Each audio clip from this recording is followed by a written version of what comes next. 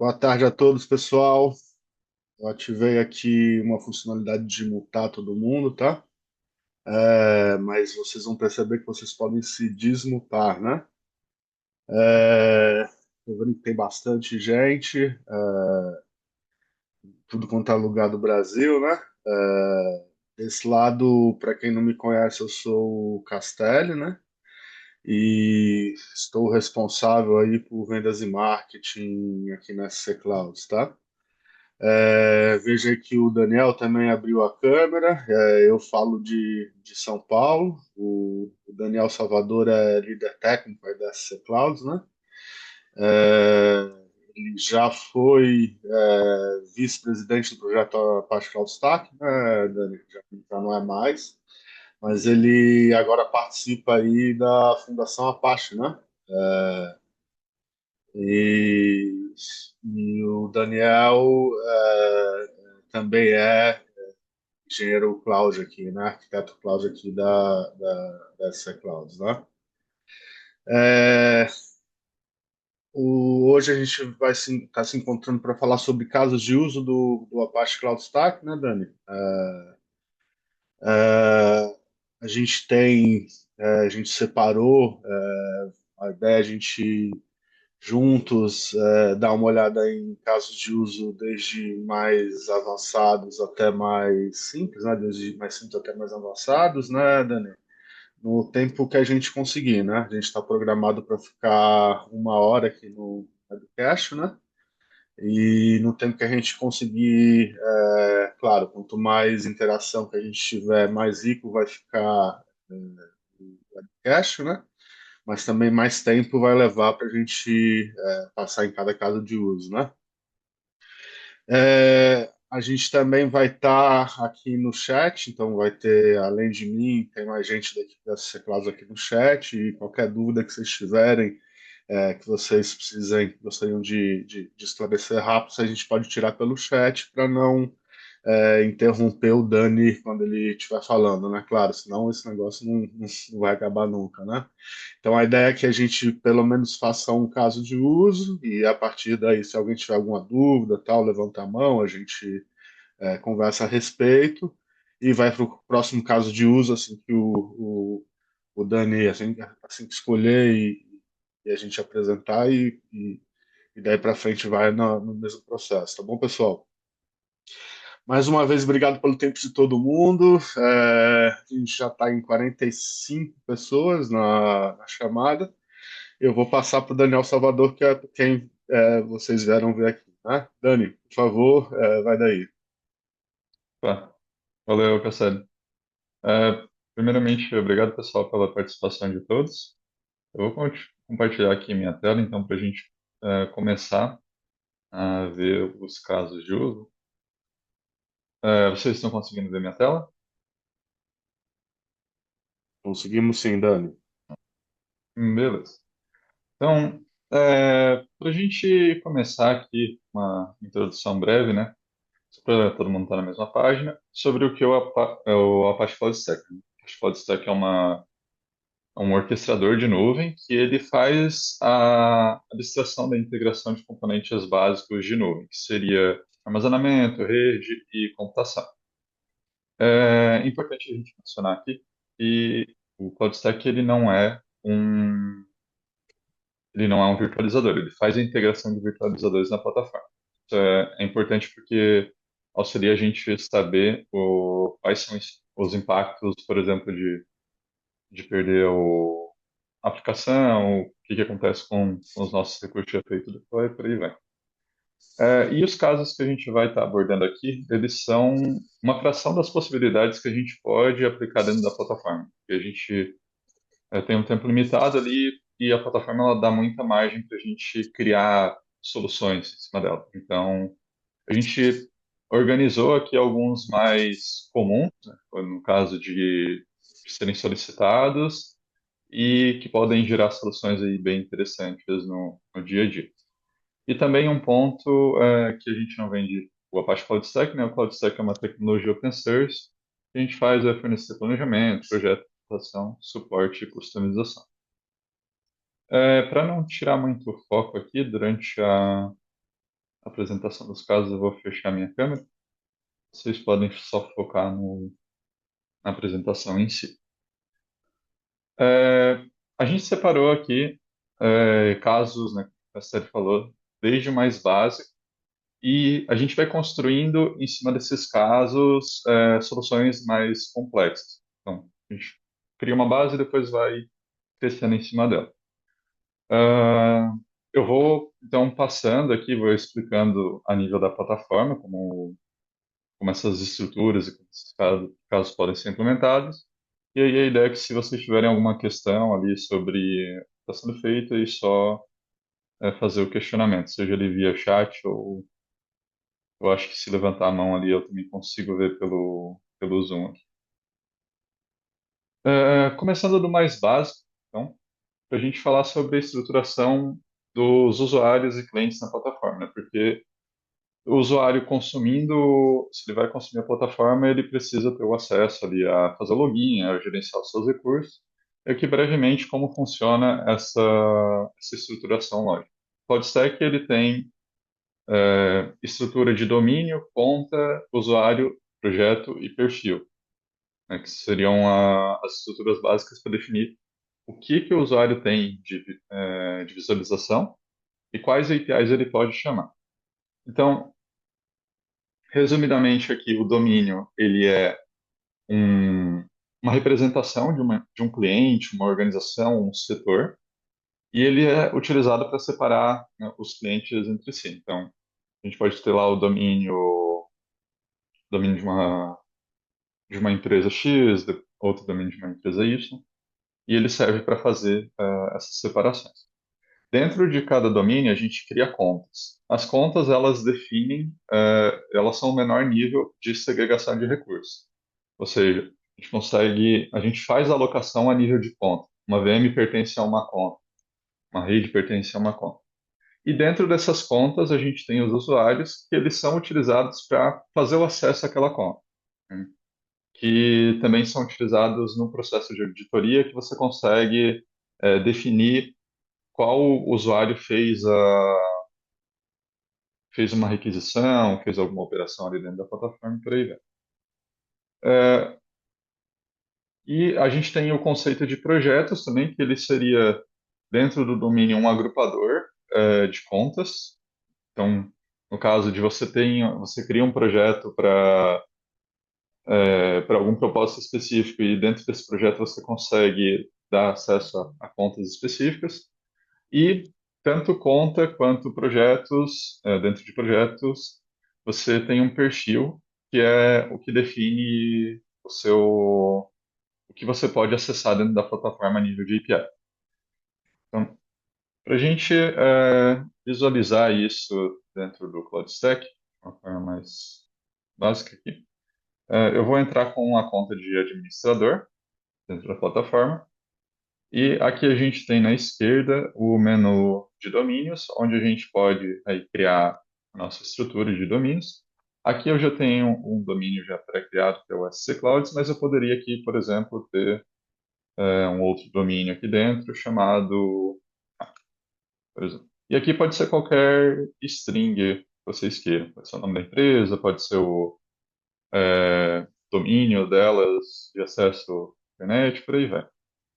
Os domínios, eles têm cotas de recursos que podem ser definidos aqui para limitar o quanto que aquele domínio ele pode fazer alocação de recursos, quantidade de VMs, quantidade de IPs públicos.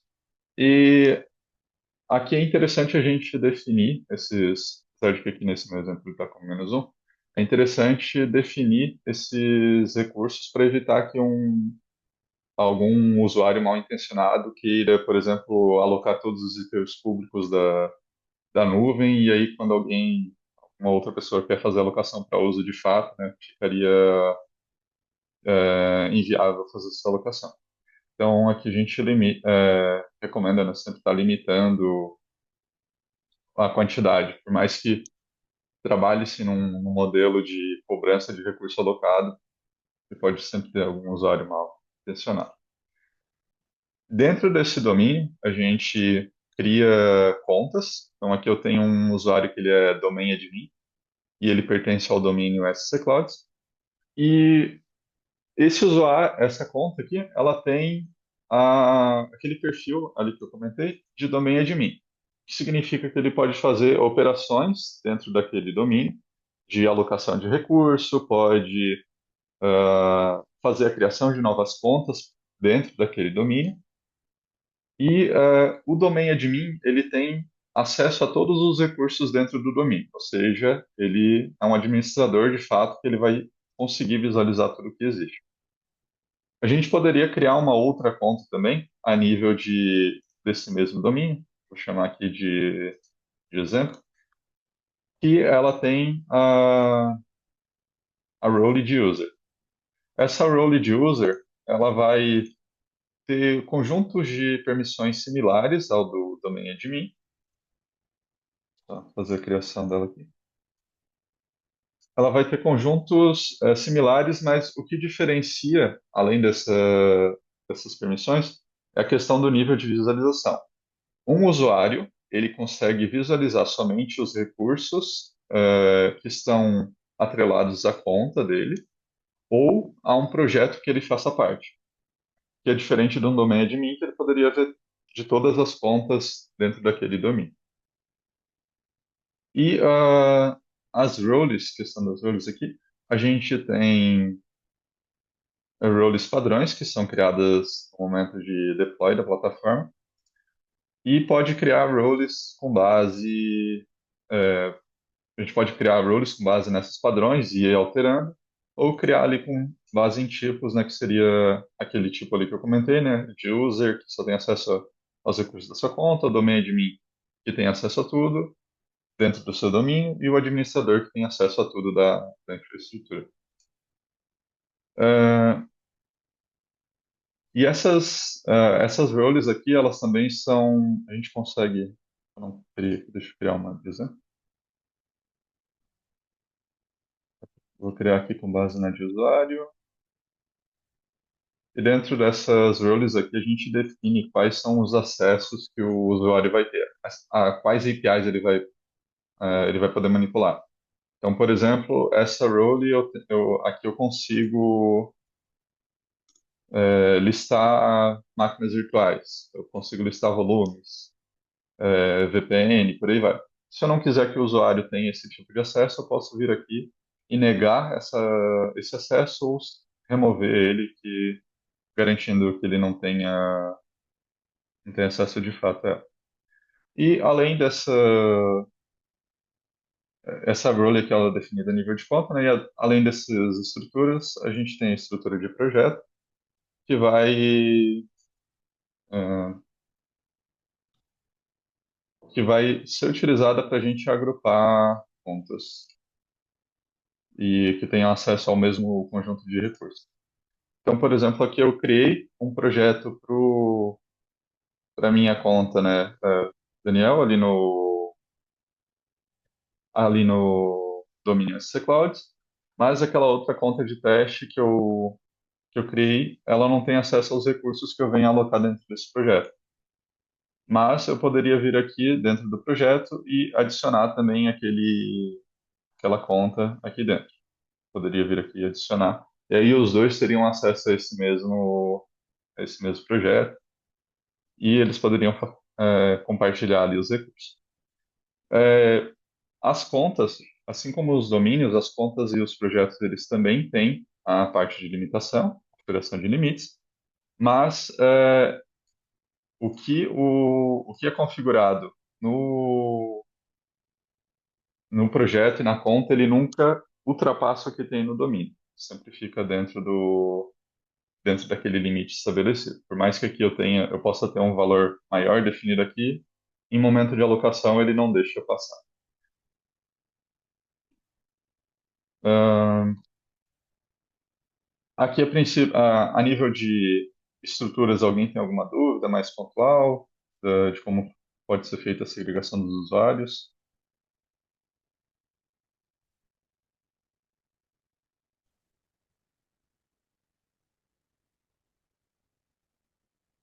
Acho que a gente Ok? pode seguir. Uhum. Beleza. Então, tendo essa estrutura definida, a gente pode começar a fazer as operações básicas, né? O usuário ele vai poder começar a fazer alocação dos seus recursos, criação de redes, criação de VMs e começar a fazer já essa estruturação, né, das suas aplicações dentro da plataforma. Aqui eu estou com o meu usuário administrador ainda, mas eu vou fazer o login aqui para como o outro usuário ali que eu criei, para já ter essa visualização a nível de usuário. Aqui é importante, no momento de login, que na primeira vez que eu fiz o login com o administrador, eu não precisei informar o domínio, porque o administrador ele é do domínio barra, né, domínio root. Mas como o meu usuário ele pertence a um domínio, ao domínio SC Clouds, aqui no momento de fazer o login, eu vou precisar informar o domínio que ele vai ter que acessar. E aí eu consigo fazer o acesso. E os primeiros passos para iniciar ali uma aplicação do usuário, ele vai ter primeiro que ter uma rede criada. Então, aqui eu já tenho uma rede de exemplo, mas poderia vir aqui criar uma outra rede chamada exemplo.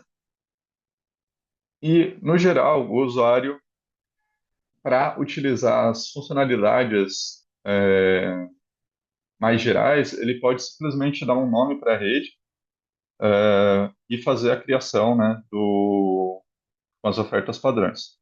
E aí, se vocês quiserem, em algum momento, remover essas ofertas padrões e criar as ofertas específicas, né, daria para deixar aqui a que vem selecionada sendo aqui o mais comum de ser utilizado. Então, com a criação com as configurações mais padrões aqui, já é o suficiente para a gente começar a utilizar, o usuário começar a utilizar a plataforma. No momento que o usuário cria essa rede, ela vai ficar nesse estado allocated, mas depois que ele cria a primeira VM dentro dessa rede, ele vai, ah, ele vai começar a ter acesso ali às regras de rede, IP público, que vai ser alocado tudo de forma dinâmica. Feita a criação da rede, o usuário pode vir aqui e criar uma instância nova, e o usuário ele vai ver os templates, né, já disponibilizados pelos operadores, ou se os operadores derem acesso para os usuários, eles podem fazer o upload e a criação dos seus próprios templates. Tá? Depende muito de como cada empresa, como cada operação quer trabalhar com isso. E o usuário ele pode selecionar aqui as ofertas que também os operadores que preparam. Aqui a gente criou algumas ofertas que elas têm a nomenclatura e as quantidades de recurso similares à da AWS, inclusive esses nomes eles são iguais lá. Pra...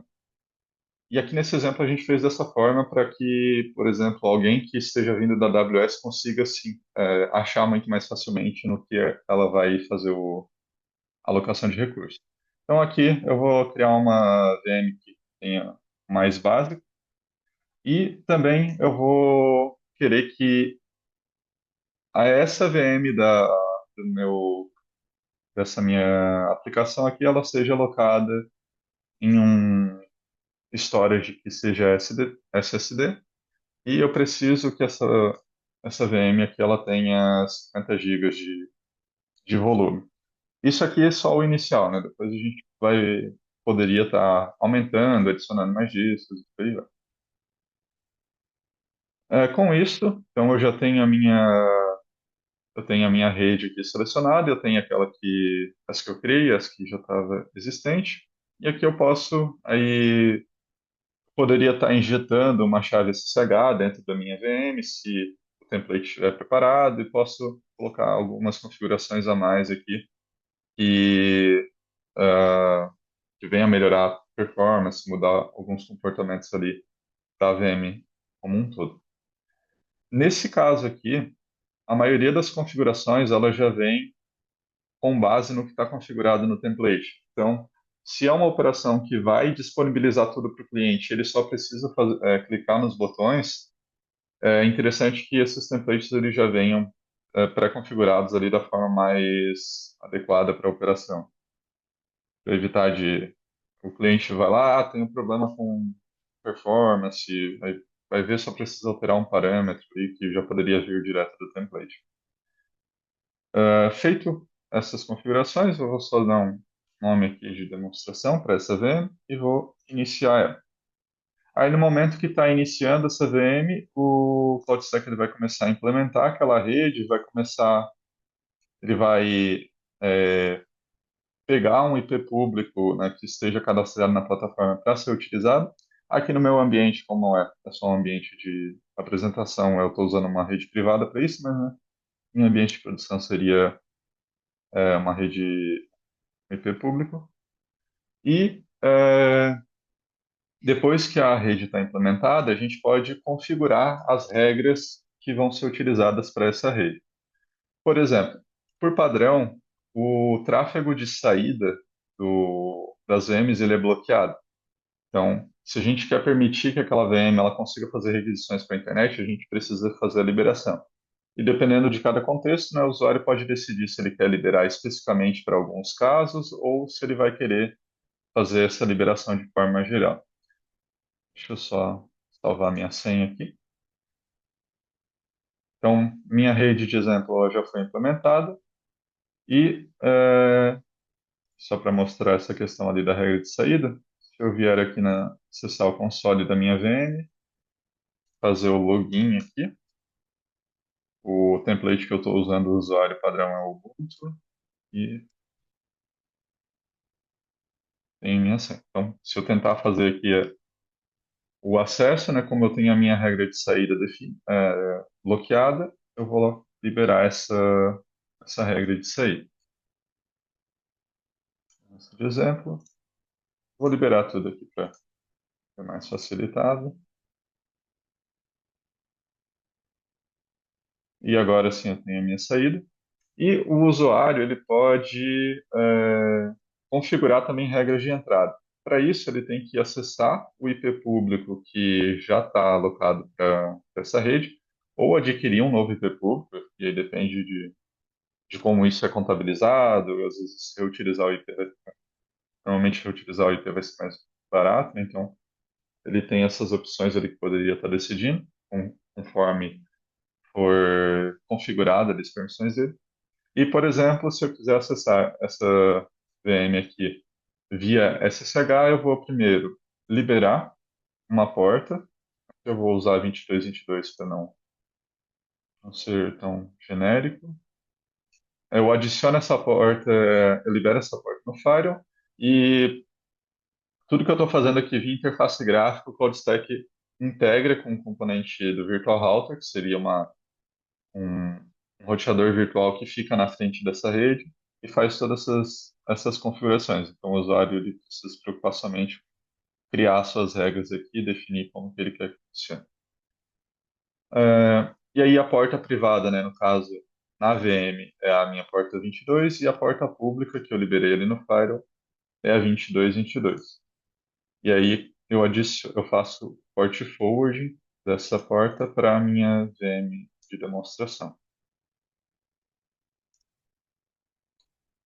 E agora eu já poderia abrir um terminal aqui e fazer o SSH para esse IP na porta 2222. E aí ele vai pedir a fingerprint e a senha que eu acho que está salvo no meu carinha aqui. E aí eu faço o login. E aqui eu usei um exemplo de SSH, né? Mas aí para os usuários fariam ali para suas aplicações, suporte 443, banco de dados, depende de como ele quer utilizar. E aí tem outras operações que a gente podia estar fazendo, configurando load balance, VPN. E no geral, né, isso é o que é necessário para o usuário estar consumindo a plataforma, criando suas VMs e expondo seus serviços para a internet. Mas além dessa, aqui eu fiz uma criação de uma VM manual, né, e faria ali os processos de configuração dentro, o que eu quero que tenha instalado, o próprio usuário faria a instalação. Mas, como operação, a gente pode facilitar esse processo para o cliente e já deixar algumas questões preparadas. Como, por exemplo, aqui eu tenho um template padrão de imagens. Aqui eu tenho um template padrão, que é o Ubuntu Server 2204, e a partir desse template o usuário ele pode ali configurar suas aplicações, um web proxy, um banco de dados, uma aplicação web, por aí vai. Mas, dependendo das demandas que a gente tem no dia a dia, a gente já pode criar templates que eles já venham pré-configurados, né, de uma forma genérica, com as aplicações mais utilizadas. Então, eu poderia ter aqui, por exemplo, um template que ele já tem o MariaDB instalado, o Postgre instalado, e o usuário, quando ele faz a criação dessa VM, ele faria só as suas configurações mais específicas, né? Trocar a credencial, é, criar seus bancos e por aí vai. Além de ter um template genérico, além de ter esses templates específicos para serem utilizados, a gente também pode trabalhar com templates genéricos, né, utilizando scripts e processos via user data, do user data do CloudInit. O CloudInit, ele é uma tecnologia open source que serve para fazer automatização e configuração de sistemas operacionais durante a sua inicialização. O CloudInit ele é uma tecnologia mantida e suportada pela Canonical, ou seja, ela não é algo suportado pela comunidade do CloudStack, né? São projetos separados, com comunidades separadas. Mas o CloudStack ele tem funcionalidades que ele permite o usuário estar utilizando o CloudInit. E aqui, por exemplo, a gente deixou pré-configurado já um user data que ele vai. Eu tô com uma conta diferente. Deixa eu só fazer o login na conta de admin. Eu criei só para o meu administradores. Eu tenho um script de user data que ele vai fazer a configuração do Nginx dentro da VM que eu criar. Basicamente, aqui ele tem a sintaxe do Nginx, que é um YAML que a gente define ali quais pacotes a gente quer fazer a instalação. Aqui eu posso criar arquivos. Então, basicamente, o que eu estou fazendo aqui é instalar o pacote do Nginx, criar o arquivo de configurações e fazer o display de um site, de uma página web, via porta 80. Quando uso como um usuário aqui, eu crio essa, faço a criação da VM, eu vou deixar aqui o padrão aqui que ele vem, né, que a gente já passou por isso, que o usuário ele vai poder fazer aqui, vir nesse modo avançado e aqui ele vai ter o user data é, para ser utilizado. Da forma como ele é hoje, ele está um pouquinho escondido. A gente precisa saber que isso existe para fazer a utilização. Mas já tem desenvolvimentos sendo feitos para que todo esse fluxo, né, de utilização desses scripts e deploy de VM ele seja repaginado para trabalhar como se fosse um marketplace. Então, você já deixa as aplicações pré-prontas ali, né, os scripts pré-prontos, e o usuário ele vai lá, só clica no botão, por exemplo, do Nginx, e aí a própria plataforma já criaria a rede, criaria a VM, injetaria o script, configuraria a porta que ele vai estar ouvindo, né? Então, hoje, da forma como está hoje, é um pouquinho mais manual, mas já tem desenvolvimentos sendo realizados para a gente ter isso de forma muito mais parecida com que a AWS, GCP e outras grandes nuvens fazem já. Então, aqui basicamente eu vou fazer esse processo aqui com o Nginx, e aí a gente vai conseguir ver, né, a VM ela vai começar a ser criada,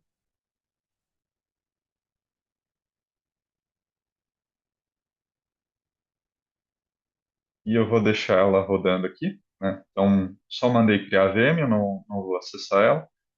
A única coisa que eu vou fazer eu vou acessar a rede em que essa VM foi criada, que foi essa webcache.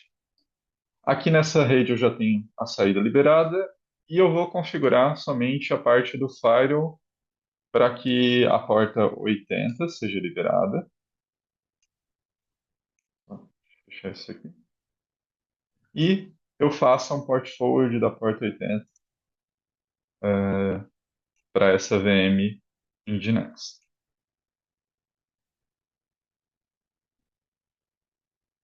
E aí, a partir do momento que eu acessar esse IP via a porta 80, eu já vou conseguir acessar aquela aplicação que já veio configurada através do script.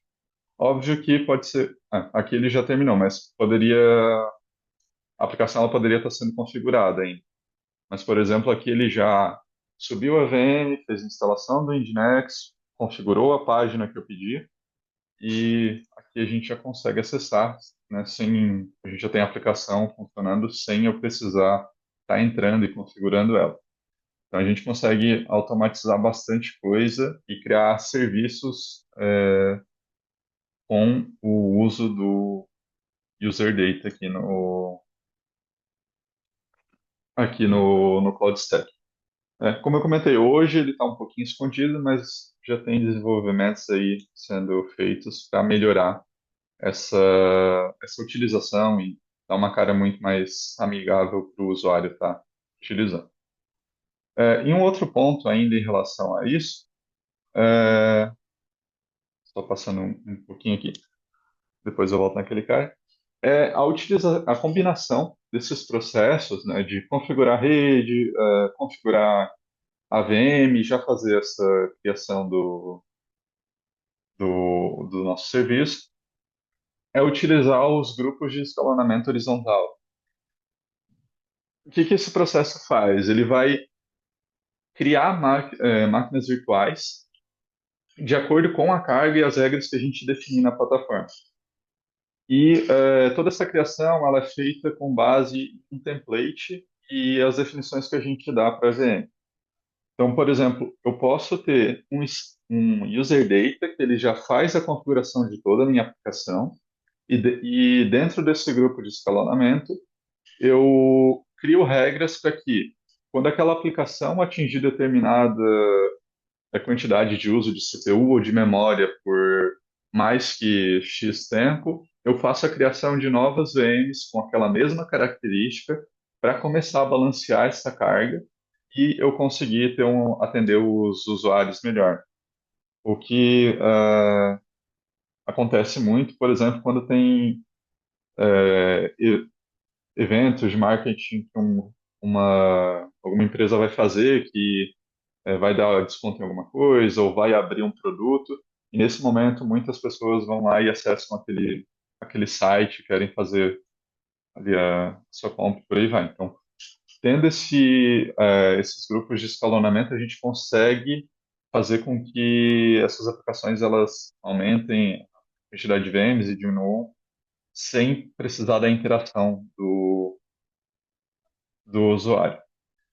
Mas para isso, né, o template ele precisa estar preparado ou precisa ter um script que seja executado para fazer essas configurações.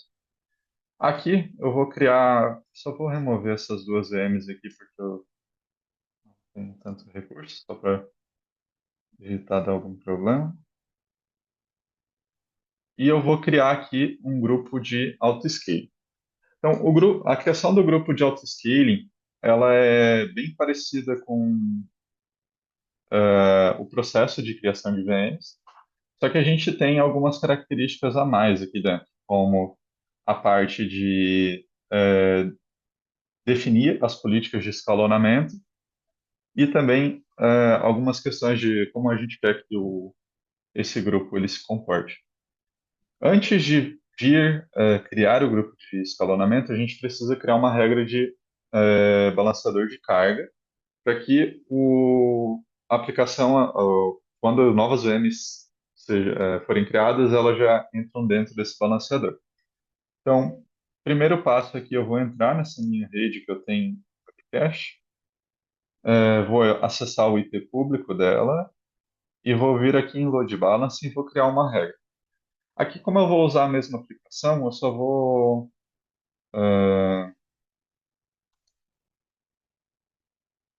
chamar de site aqui. A porta vai ser a 80, tanto a pública quanto a privada, e eu vou utilizar ela para autoscale, que aqui eu poderia também fazer manual, mas nesse caso aqui eu vou utilizar ela para autoscale. Então existe a minha regra aqui, atualmente eu não tenho nenhuma VM associada, mas a partir do momento que eu criar o meu grupo de autoscaling, né, eu vou selecionar o mesmo template, a oferta que já tinha, ahn, a rede, e aqui eu vou ter o meu balanceador de carga para ser utilizado, e aqui eu começo a criar as regras que eu preciso, que eu vou definir para quando que eu preciso ter novas VMs. Então, por exemplo, aqui eu posso informar que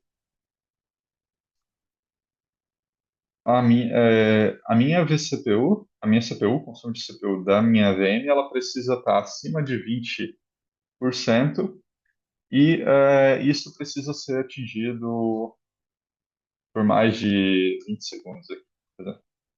Então, se a minha, aqui eu estou usando um exemplo bem frágil, né, para que a gente consiga criar não perca tanto tempo esperando ele criar, mas os usuários provavelmente definiriam condições mais assertivas. Então, aqui eu defino que se a CPU da minha VM estiver acima de 20%, por mais de 20 segundos, ele vai criar novas VMs. E eu vou informar a mesma coisa. Se tiver, a minha CPU estiver abaixo de 50, por mais de 20 segundos, então eu também faço a remoção dessas VMs a mais que foram criadas. E aqui, se o nosso template ele está preparado já com a aplicação que a gente precisa, seria só continuar com os detalhes finais. Mas como aqui a gente está usando um template genérico, né, eu vou utilizar a meu user data de Nginx para fazer esse processo. Então, ele vai criar a VM, vai configurar ali o Nginx e vai disponibilizar a página. Só que, como eu quero simular também a criação dessa alta carga na minha VM, eu vou usar essa outra aqui, que basicamente é a mesma coisa dessa outra Nginx, só que aqui eu aciono um processo para ele consumir CPU por um determinado tempo para que ele crie as novas VMs. Aqui eu vou dar um nome de apresentação e eu vou dizer que depois que a VM for parada, depois de 300 segundos, ela pode ser removida. Eu quero que sejam criadas até 3 VMs e no mínimo uma VM. E essa validação ele vai ser feita a cada 20 segundos. Ou seja, a cada 20 segundos ele vai verificar se a minha VM, como é que está o estado das minhas VMs. Se a média estiver maior do que o que eu defini ali no de consumo de CPU, ele vai criar novas VMs para distribuir melhor essa carga. Peraí, eu acho que dá o edge condition. Eu esqueci. É. Aí ele vai começar a fazer a criação desse grupo de autoscaling. E finalizando, ele vai criar ele vai começar a criar a minha primeira VM. É só aguardar alguns segundos para ele fazer esse processo. E aí depois, o próprio script ele já vai fazer toda essa parte de configuração do Nginx, vai iniciar aquele serviço, aquela aplicação que vai consumir CPU, e a gente já vai conseguir visualizar ali todo esse comportamento ocorrendo. Então, a VM ela já está em estado running. Deixa eu só abrir o console dela. E aí ele vai começar a fazer, como a gente utilizou o user data, né, ele vai começar a fazer a instalação dos pacotes necessários, vai fazer toda a configuração. E aqui, né, como o serviço ainda não terminou de subir, ele vai estar indisponível, mas só aguardar uns segundos aqui ele já conclui.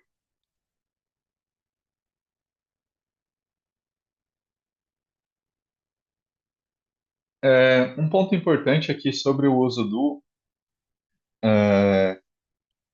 sobre esse uso do user data para fazer essas criações é que a gente tem pontos negativos e pontos positivos.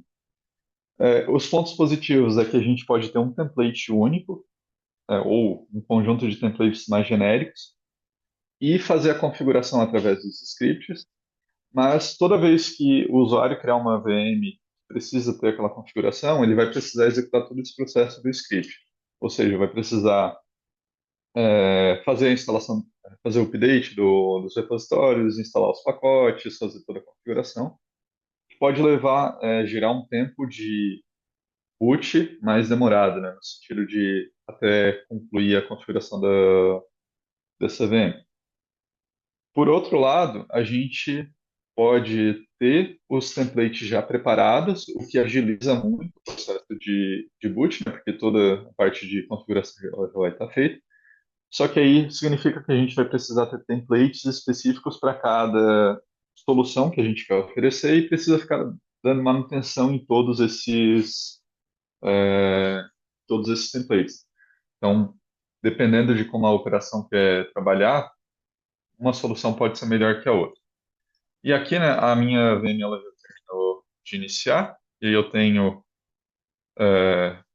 a página aqui dizendo que essa VM é a apresentação 1, mas como ela está rodando aqui o script de consumo de CPU, o CloudStack vai identificar isso, né, no caso já identificou, ele começou a criar a minha outra VM para suprir a necessidade que eu tenho, né, para atender aquelas regras.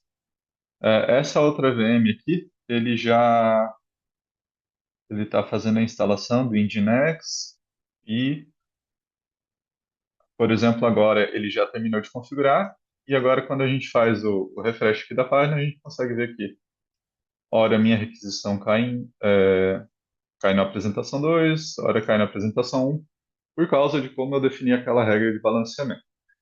E aqui, de novo, né, o CloudStack ele vai começar a ver que tem ali toda a carga que já está sendo consumida. Eu tenho script que está usando a CPU o tempo todo.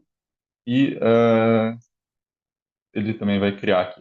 Como eu defini até 3, ele vai parar por aqui, né? Mas aí, dependendo de como o usuário precisa se comportar, ele pode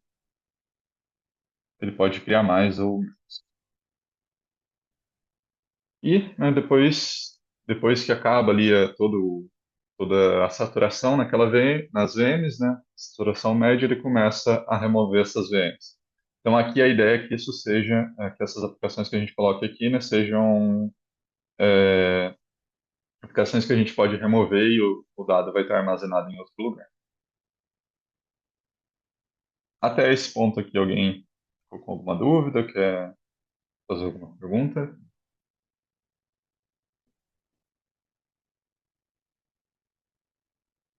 O pessoal não tá entendendo nada, entendendo tudo lá. Ou tá tímido, né? Qualquer, Vai saber, né?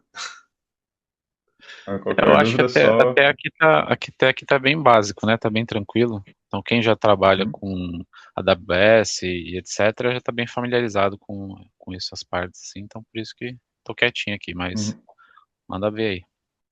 legal.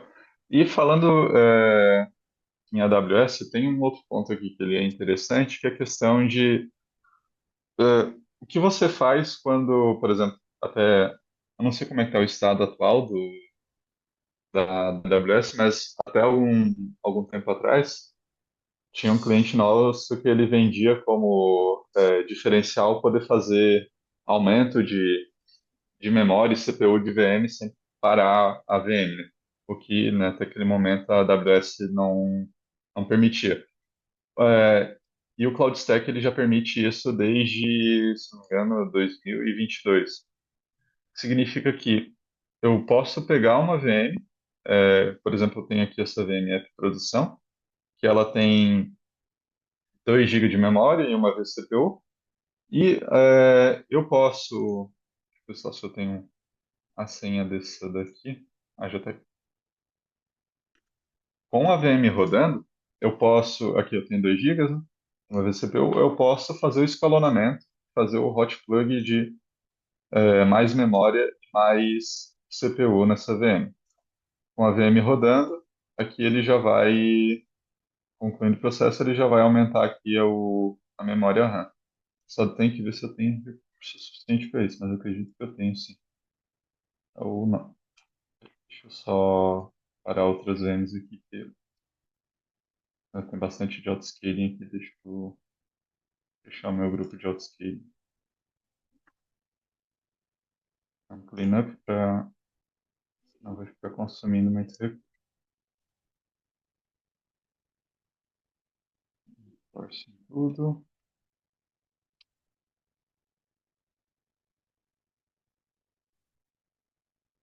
A gente já está deletando aqui. Vai começar a deletar o resto.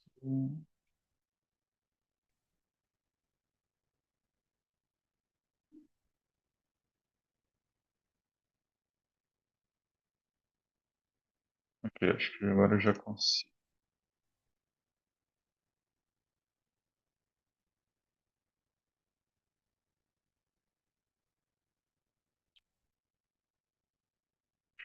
pegar outra VM. Eu acho que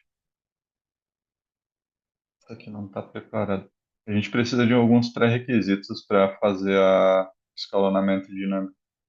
Acho que aquela VM ali ela não está configurada. Deixa eu criar uma outra. E ela está no host 1.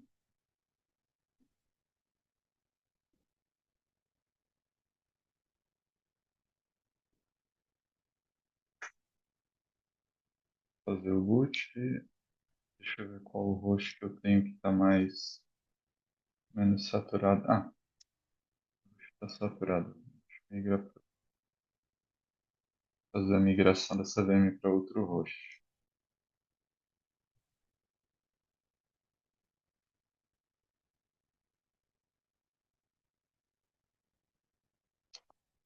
Ah, tá, eu tenho. E estou trabalhando com dois hosts em versões diferentes. Por isso.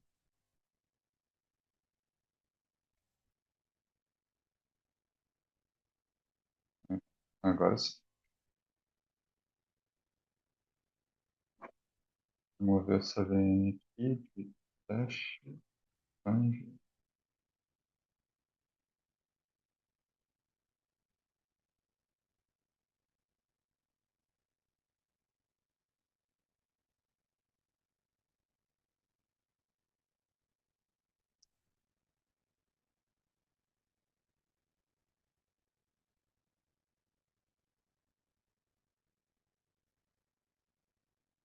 E agora sim. Vou pegar a minha VM e fazer a troca da oferta.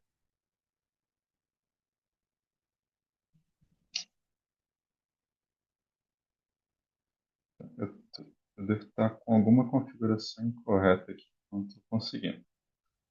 Mas basicamente, é algo provavelmente aqui do meu laboratório. O que o Cloud Stack faz é o hot plug de recursos na VM. Então, eu tenho aqui uma VM que ela tem 2 GB de memória RAM, de uma vCPU. Ele faria a adição de um novo slot de memória, mais recursos, né, com a diferença de recursos que eu estou colocando ali, e faria a adição de uma nova vCPU. Dependendo do sistema operacional, ele pode não reconhecer essa adição, esse hot plug de recurso. Então, ele precisaria fazer, por exemplo, o reboot do sistema operacional. Mas isso depende muito do sistema em si e não da tecnologia de virtualização. Para a CPU é a mesma coisa, e dependendo do sistema operacional, ele pode já fazer, como ele está configurado, ele pode fazer ativação automática desse recurso ou não. Então, eu poderia fazer adição da vCPU, mas ele não ativaria automaticamente no sistema operacional. Precisaria acessar esse sistema e executar os comandos ali específicos para fazer essa habilitação. Existe também, daria para configurar o sistema para identificar que teve essa adição e ele vai lá e habilita automaticamente.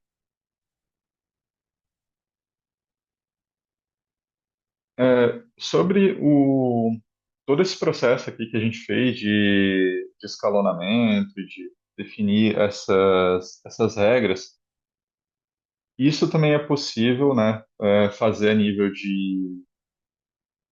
O Kubernetes ele já tem toda essas funcionalidades ali embutidas que permite você ir aumentando as suas aplicações.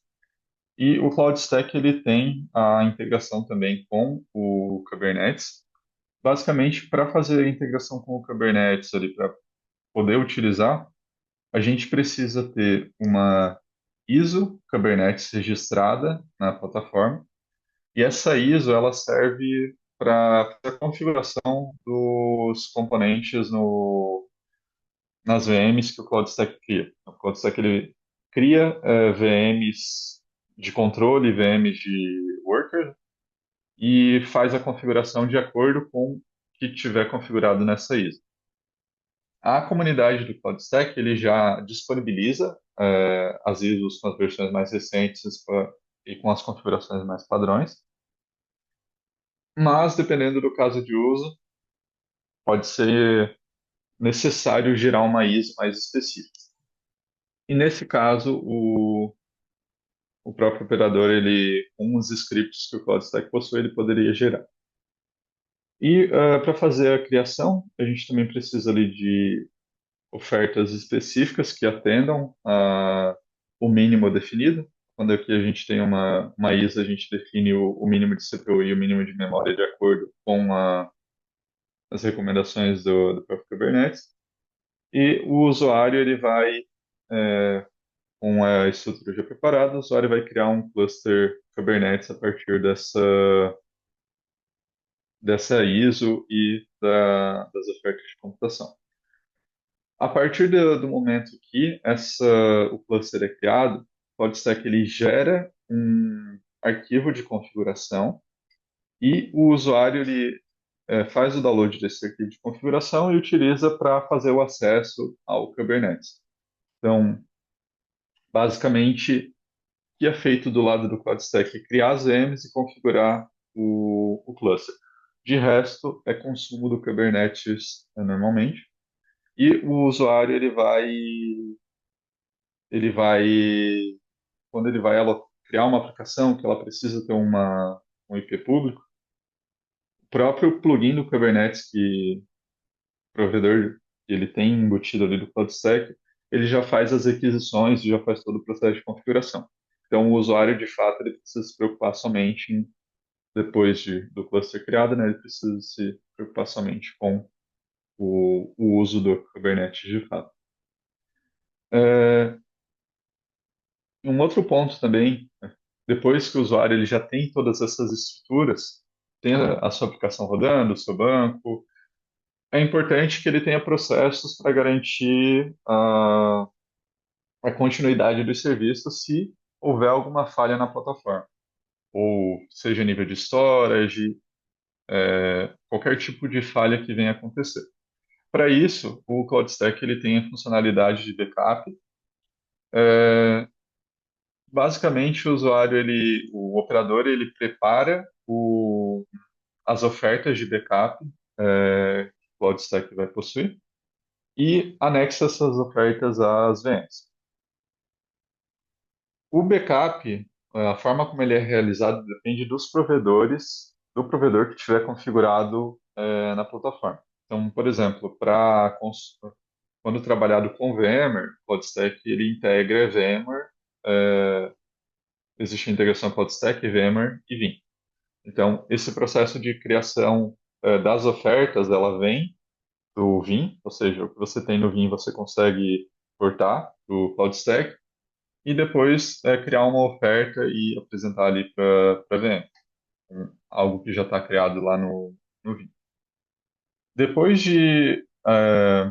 basicamente, o processo para o usuário final, ele basicamente vai anexar uma oferta de backup à sua VM e vai fazer ele poderia fazer um backup ad hoc, onde ele só clica ali no botão e o backup é criado, ou ele poderia configurar um schedule, um agendamento de backups. Aqui essa minha oferta ela limita que eu só crie backups de hora em hora, e eu poderia definir aqui que, por exemplo, todo minuto 30, né, ou seja, 4,5, 5,5, 6,5, ele tire os backups e eu defino também quantos que eu quero manter. No meu caso aqui, eu tenho o provedor nativo de backup para KVM configurado, e na versão da comunidade esse provedor ele ainda não foi mesclado, o request está aberto e tá em processo de revisão. Aqui eu estou com uma versão que ela já possui. Uh, Basicamente aqui, né, esse provedor nativo, que na comunidade vai ser chamado de KBoss, ele faz o processo de backup incremental das VMs, ou seja, você tira o primeiro backup full e os backups a partir desse backup full, eles vão ser incrementais. E, e o usuário ele vai poder fazer algumas operações com esses backups, por exemplo, restaurar o backup direto na VM que ele já possui, fazer a restauração somente de um volume do backup para alguma VM já existente, ou criar uma nova VM a partir desse backup. E em todos esses processos, ele tem o fluxo de Quick Restore, ou, como o pessoal tá mais acostumado, Instant Recovery. Ou seja, que a partir do momento que você aciona esse processo de restauração, você já consegue utilizar a sua máquina virtual com os dados daquele backup, e o processo de cópia desse backup da área de armazenamento para onde a VM tem que estar rodando, ele acontece por baixo dos panos enquanto a VM já está rodando. Além desse processo de Quick Restore ali, de Instant Recovery, esse plugin ele também fornece processo de compressão dos backups. Então, depois que ele vai tirar o backup, ele comprime. E também processos de validação, que esses processos de validação eles podem ir de fazer o boot desse backup em contexto isolado e tirar uma screenshot após determinado tempo para você poder verificar se com aquele backup. Pode criar scripts para serem executados para fazer validação, e aí tem algumas ressalvas quanto a que tipo de operação o usuário pode configurar, né? O administrador ele definiria esse tipo de coisa também, para não explorar também o ambiente. E algo que está sendo desenvolvido no momento, que também vai ser integrado posteriormente, é você poder navegar nos arquivos do backup e fazer a extração de só um arquivo que você queira fazer a restauração, por exemplo, através da própria interface gráfica do CloudStack. E além dos backups, os backups de VM, né, que eles seriam cópias de um dado para uma outra área de armazenamento, a gente pode também trabalhar com snapshots de VM, né, de forma simultânea, para que a gente faça, por exemplo, preciso atualizar o sistema operacional, preciso fazer uma atualização de pacote no sistema operacional e eu tenho medo que isso possa quebrar minha VM. Então, vou lá, tiro uma snapshot de VM antes de fazer essa atualização, faço a atualização, se deu tudo ok, eu posso só remover a snapshot, e se tiver algum problema, posso só restaurar. E isso não impacta, né, o uso dos backups. Sim, Eduardo? Boa tarde, Daniel. Tudo bom? Ah, Tranquilo. Daniel, deixa eu te fazer uma pergunta. Você pode elencar as principais diferenças a respeito desse plugin de backup que você apresentou e o plugin atual, se não me engano, é o NAS, né, que o pessoal tem sugerido no core do CloudStack hoje? uhum. Certo. Primeiro, a forma como ele trabalha com as entidades do CloudStack é diferente, porque ele cria todo um arcabouço diferente para repositório de backup e outras estruturas. E esse plugin ele já utiliza tudo que o CloudStack já possui.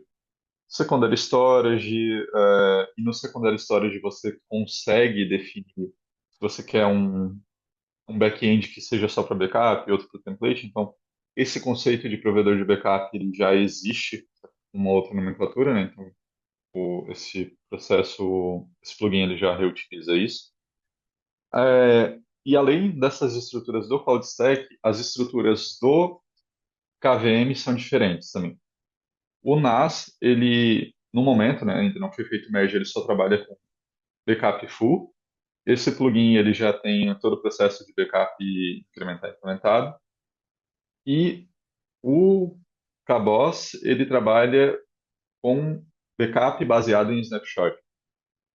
O NAS, ele vai trabalhar com backup baseado em bitmap. A nível de resultado, é o mesmo, mas muda as estruturas a nível de QCall2 que é utilizado. A gente já fez experimentos com esse processo de bitmap, já avisou o pessoal lá sobre isso, que ele gera muito problema no dia a dia da operação. E aí é onde a gente optou por desenvolver esse plugin baseado em snapshot a nível de QCall2. Além de que esse plugin do KeyBoss, ele já tem essas funcionalidades a mais, né? Proteção, validação e algumas mais que está em desenvolvimento. Bacana, obrigado, Daniel. Sim, mano. Boa tarde, Daniel. Daniel, o processo seria o mesmo quando eu tenho outro hypervisor, tipo Citrix ou XPCNG, ou vai diferenciar alguma coisa dessa forma de backup aí nativa? Esse plugin de backup que eu comentei, ele é focado para KVM. Ou seja, ele só tem um processo de integração feita com KVM. Aí para XCPNG ou Zen Server, não existe integração. Na verdade, até o momento, não existe nenhum tipo de integração para backup para o Zen. O processo que ele permite fazer é snapshot de volume, que por padrão, o snapshot de volume ele também é copiado para o secondary storage. E só que aí tem a diferença de que se você tem uma máquina virtual com diversos volumes, você tem que um a um tirar essa snapshot, o que pode ser um problema se você precisa desses volumes sincronizados dentro da máquina. Uhum. Então, no caso, por exemplo, eu também não tenho nenhum tipo de integração. Vamos lá, se eu usar um Zen Orquestra da vida, como você mostrou aí do VMware com o Vim, ou qualquer Uhum. outra ferramenta de backup, tipo, eu esqueci o nome agora da outra que dá para fazer. Mas, enfim, Tem- eu não teria nenhuma outra integração, tipo, com uma ferramenta de backup nativa por exemplo, do XPCNG, usando o Zen Orquestra como exemplo, para poder fazer de acordo com aquele exemplo que você colocou do VMware.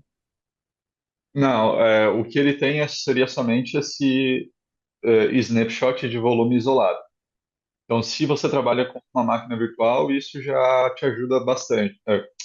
Um volume por máquina virtual, isso já resolve a maior parte dos seus problemas. Mas se você precisar de algo mais robusto, por exemplo, essa questão do Quick Restore, se precisar de algo mais ágil, ele não teria esse tipo de coisa. Entendi. Tranquilo. Obrigado, Daniel. Aí, movendo para os dois últimos casos aqui, apesar de que já é 17, mas esses aqui são interessantes também, é mais curtinho. É a questão de poder trabalhar com temas customizados na plataforma e oferecer white label para os clientes. Então, o CloudStack ele tem estruturas que permitem que a gente configure CSS e JSON específicos, configurações em JSON específicas, de acordo com a URL que eu acesso, o domínio do Apache CloudStack ou até a própria conta. O que permite que a gente consiga deixar o, a plataforma mais à cara do cliente de acordo com as necessidades. Então, por exemplo, não sei se vocês observaram aqui, mas eu estou acessando o tempo todo com o domínio aqui apresentação.com.br. Mas eu tenho aqui um tema cadastrado que, só vir aqui, apresentação. Eu tenho um tema cadastrado que eu chamei de modo escuro, e sempre que eu acesso modo escuro apresentação.com.br, ele vai aplicar esse tema. Isso tudo é feito de forma dinâmica, sem eu precisar alterar arquivos de configuração no back-end do CloudStack. Então, por exemplo, se eu acessar aqui o modo escuro apresentação, eu já vou ter aquelas configurações aplicadas e é o mesmo back-end, mas a interface ela se adapta por causa desse modo escuro ponto apresentação que eu defini aqui como uma regra de aplicação desse domínio. E aqui, então, só com isso a gente já consegue, por exemplo, dependendo do cliente, deixar a interface gráfica muito mais a cara dele para que ele possa utilizar no dia a dia, ou até mesmo trabalhar com revenda, né, que acontece bastante. Nesse sentido de trabalhar com revenda, ainda tem um fator adicional que a gente consegue, além de definir essas questões de CSS e configurações de JSON, a gente pode trabalhar com facilitadores no momento do login do usuário. Quando eu estava utilizando o meu usuário ali do domínio SC Clouds, eu mostrei, né, que eu precisava toda hora estar informando ali usuário, senha, domínio, que era barra sclouds, barra. Com o domínio também, aqui, com esse tema aqui também, eu posso configurar para que a base de login ela sempre seja feita nesse domínio específico.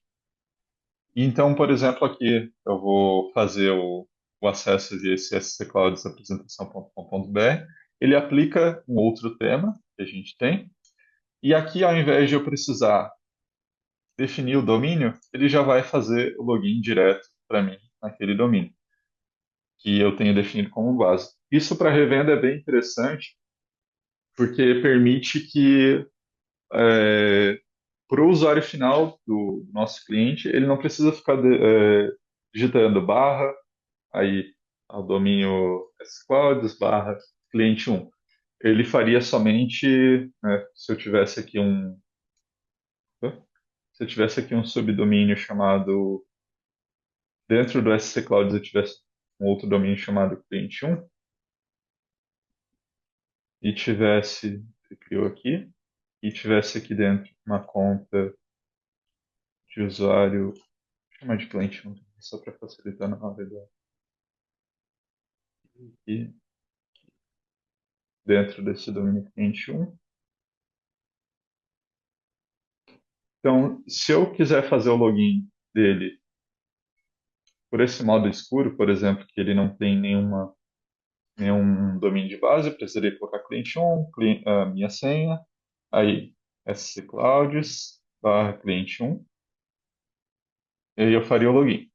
Aqui, com esse tema já, com essa base já configurada, eu colocaria só o usuário, a senha, e aqui o domínio, como eu já tenho uma base, deixa eu só fazer um ajuste aqui que ele coloca a base automática. Preciso, aqui. Eu só preciso até o SC Clouds, não preciso da última base. Só dar um F5 para ele recarregar o tema. E cliente 1, cliente 1 e o domínio. E aí o cliente ele abstrai essas informações que pode não ser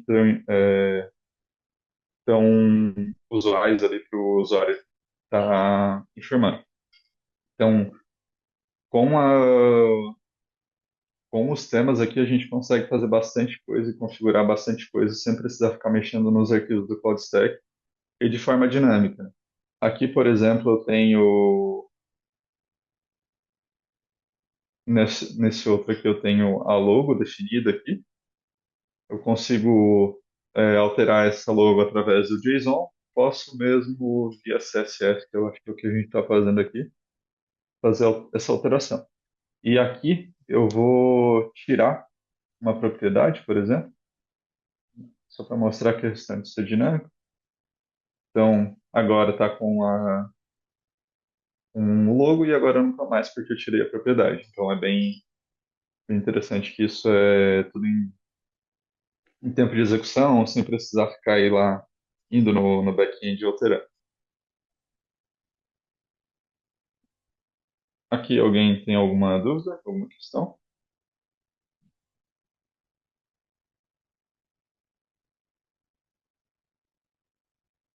Ok. Então, movendo para o último tópico aqui, seria a parte da contabilização de recursos.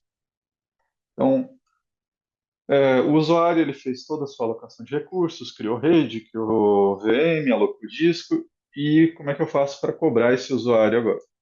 O Cloud Stack ele tem processos que permitem a gente fazer a tarifação desses recursos que foram consumidos pelo usuário com base nos eventos. Ou seja, criei uma VM, eu tenho um evento de geração dessa VM, e eu sei que enquanto não tiver um evento de parada daquela VM, eu tenho que ficar cobrando o usuário por aquela VM que ele alocou. E esse processo de tarifa, de criar tarifas, a gente consegue definir ela com base em textos. Então, quantidade de recurso alocado, em qual servidor ou em qual storage esse recurso está alocado e cobrar valores diferentes. Então, eu tenho um storage que ele é SSD e eu quero cobrar X. O, eu tenho um storage HDD que eu quero cobrar 80% de X. E a gente consegue definir isso tudo a nível de tarifas. O Cloud Stack, importante mencionar aqui, que ele não faz processos de geração de nota, invoice, processo de pagamento. O que ele faz é, até esse ponto de pegar o que o usuário consumiu e, com base nesse consumo, definir o que aquele consumo representa em unidade monetária, né? Seja real, dólar. E aí, aqui como exemplo, a gente tem 4 tarifas que foram criadas. A primeira aqui eu tenho a de consumo de vCPU, vai ficar melhor de ver. E basicamente, eu pego a quantidade de CPU que a VM tem alocada, multiplico por 20, seria o valor que daria no mês. Então, se eu tenho uma VM que tem uma vCPU, essa no final do mês, se ele consumir o mês todo, ele vai ser cobrado R$ 20 por essa VM. E o processo de cobrança no CloudStack, ele pode ser definido de uma forma única por mês, ou seja, se o usuário iniciou aquela VM no mês, ele já é cobrado o valor total, ou como está configurado aqui nesse modelo, eu cobro somente o que o usuário consumiu. Então, se ele iniciou a VM às 10 da manhã e parou a VM ao meio-dia, e no resto do mês ele não usou mais essa VM, eu consigo fazer a cobrança somente dessas 2 horas. O que basicamente ele vai pegar esse valor que é definido para o mês, então número de CPU vezes 20, e depois divide pela quantidade de horas no mês para fazer o valor correspondente. O mesmo aqui a gente faz para memória RAM. Pega a memória, aqui ele tem megabytes, a gente divide para 1024 para ficar em giga, né, ficar mais interessante, multiplica por 15, que seria o valor do giga de RAM por mês. E aqui a gente tem 2 regras mais complexas, que é endereçando esse caso que eu comentei, onde a gente tem 2 tipos de storage no ambiente e quer cobrar que for HDD um valor e que for SSD for outro valor. Aqui, por exemplo, a gente faz essa validação com base nas tags do storage. Se o meu storage aqui na plataforma estiver tagueado como HDD, eu vou cobrar 30 centavos o giga por mês. Se ele tiver como SSD, eu cobro 76 em outra regra. E aí os operadores e os usuários eles podem ver a evolução desse consumo através aqui do sumário, onde ele pode acessar a conta e começar a ver detalhamentos desse consumo.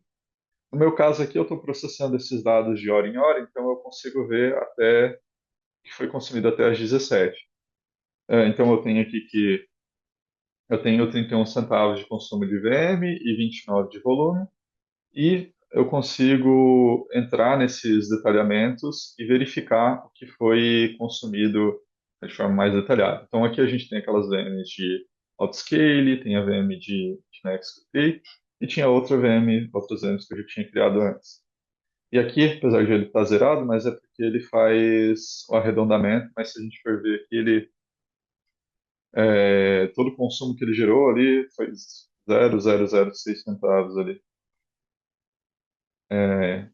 Ele mostra esses valores também.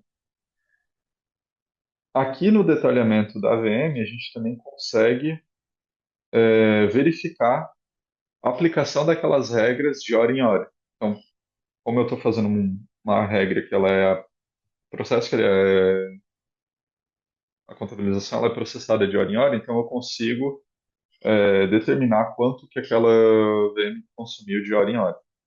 Então aqui, por exemplo, eu iniciei essa VM ali perto da 1 hora, e se a gente pega, né, ele contabilizou da 1 hora até 1h59, se a gente pega esse valor, é, se a gente pega ali 20 vezes a quantidade de vCPU, que no caso dessa VMI, se não me engano é só um, divida esse valor por. A gente está em maio 31, né? Então divida esse valor por 744, né, que é o número de horas do mês. Significa que cada hora minha cada hora de consumo de vCPU aqui vai custar 3 centavos. E a mesma coisa para a memória, no caso da memória é um preço menor, mas eu tenho 2 GB de memória na VM. E o mesmo a gente consegue ver ali para volume, né, que eu tenho vários volumes aqui. Eu tenho esse root 29, que ele está armazenado no SSD, e eu consigo aqui observar esse consumo desse volume ao longo do tempo. Então a gente consegue ter essas visualizações bem granulares aqui. Em relação aqui ao parte de contabilização, alguém tem alguma dúvida, algum questionamento?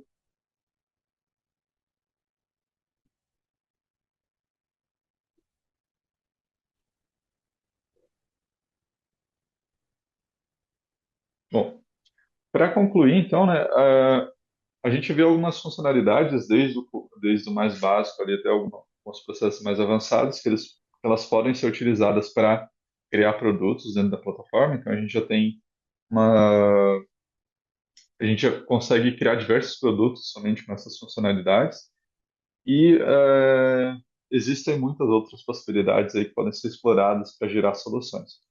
Um ponto importante aqui, sendo uma plataforma open source e sendo algo que é desenvolvido com base em casos de uso, pode ser que novos casos de uso ou situações mais peculiares elas não sejam possíveis de ser implementadas. Mas tendo um caso de uso concreto, a plataforma pode sempre ser estendida para atender esse tipo de caso. Então, se vocês se depararem com esse tipo de situação, é interessante perguntar para a gente, perguntar na comunidade se é possível fazer esse caso de uso que vocês pretendem, e sugerir, né, explicar a situação para que seja desenvolvido, ou que vocês mesmos poderiam estar fazendo esse tipo de processo, né, ou contratando alguém para fazer. Então, é importante ter essa noção sobre a plataforma, e a gente consegue criar centenas de soluções. Pode ser que uma ou outra específica não seja possível, mas a plataforma pode ser estendida para isso.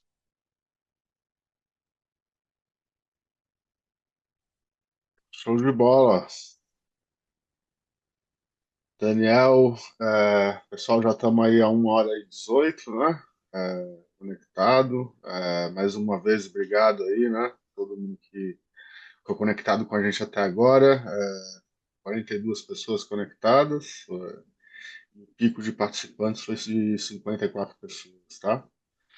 Obrigado mais uma vez, estamos à disposição. Qualquer coisa, pessoal, estamos à disposição dos contatos lá pelo site, enfim, WhatsApp, pessoal tem os contatos também, né?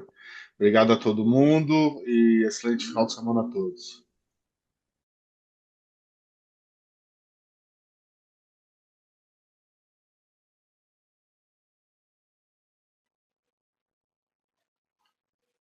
Olá, pessoal.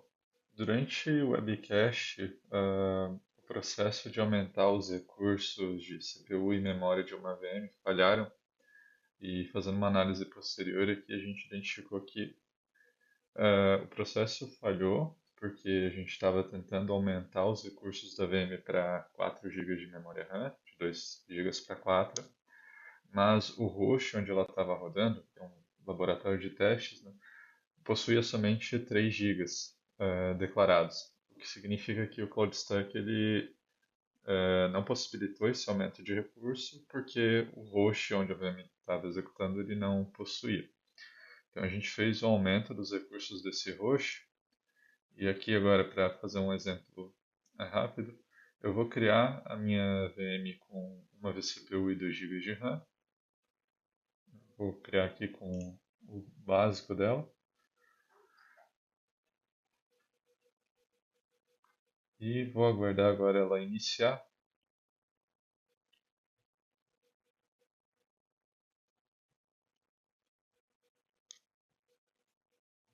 Ok.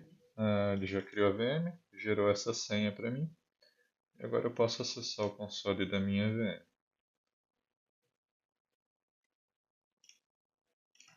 Só aguardar finalizar o boot.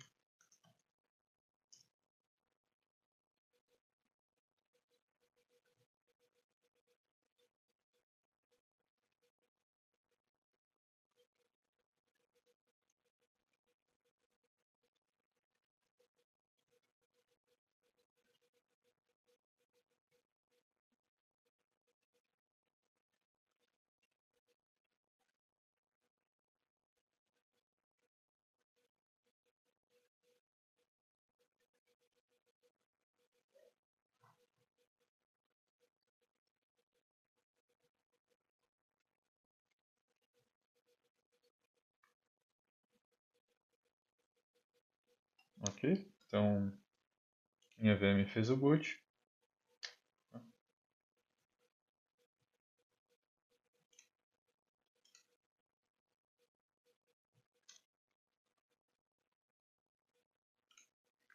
Pegando correto. Aí, agora sim. Sudosu. Então, a gente consegue ver aqui que ele tem somente uma vCPU e 2 GB de memória. E a partir do momento que eu faço o processo agora de escalonamento da minha VM para uma outra oferta de computação, então agora com duas vCPUs e 4 GB de memória, o CloudStack vai realizar esse processo. E aqui a gente já consegue perceber, né, que ele está com 4 GB de memória. Tem questão do arredondamento. A questão da CPU, aqui ele ainda está utilizando somente uma CPU, mas isso acontece porque o sistema operacional ele não ativou essa vCPU depois que reconheceu.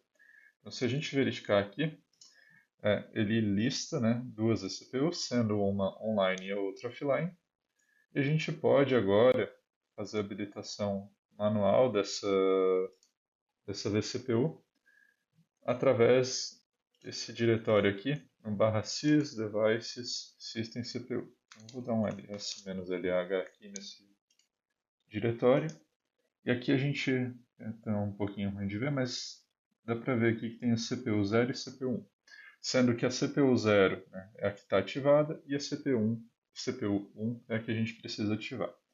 Então, para isso, eu vou executar o comando echo 1 no arquivo CPU1/online.